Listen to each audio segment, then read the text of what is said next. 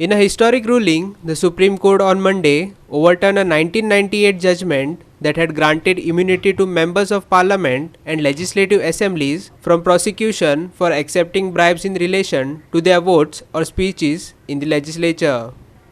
The unanimous decision was made by a 7-judge bench led by Chief Justice D.Y. Chandrachud.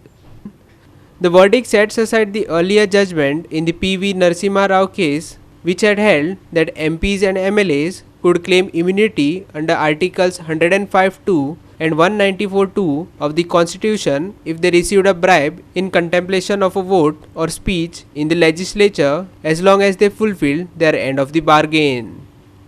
The bench stated that the previous ruling had wide ramifications on public interest, probity in public life, and parliamentary democracy. The Supreme Court explained that bribery under the Prevention of Corruption Act is considered complete once a bribe is taken, irrespective of whether the receiver follows through on the promise. We hold, in the course of this judgment, while analyzing the reasoning of the majority and minority in P.V. Narasimha Rao, we have independently adjudicated on all aspects of the controversy, namely, whether by virtue of Articles 105 and 194 of the Constitution, a member of Parliament or the Legislative Assembly, as the case may be, can claim immunity from prosecution on a charge of bribery in a criminal court. We disagree with and overrule the judgment of the majority on this aspect. Our conclusions are thus: 1. The doctrine of stare decisis is not an inflexible rule of law. A larger bench of this court may reconsider a previous decision in appropriate cases, bearing in mind the tests which have been formulated in the precedents of this court. The judgment of the majority in P.V. Narasimha Rao, which grants immunity from prosecution to a member of the legislature who has allegedly engaged in bribery for casting a vote or speaking, has wide ramifications on public interest, probity in public life, and parliamentary democracy.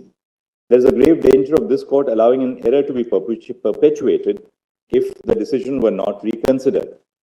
The decision was doubted in an appeal by Jharkhand Mukti Morcha leader Sita Soren, who was accused of taking a bribe for a 2012 Rajya Sabha vote.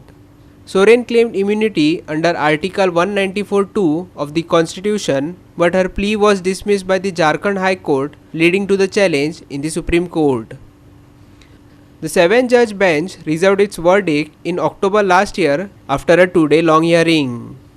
This ruling is expected to have far-reaching implications for the accountability of elected representatives in India. The decision was also welcomed by Prime Minister Narendra Modi, stating that the judgment will ensure clean politics and deepen people's faith in the system. Manish Parab and Sangeeta Oli for Goa 365.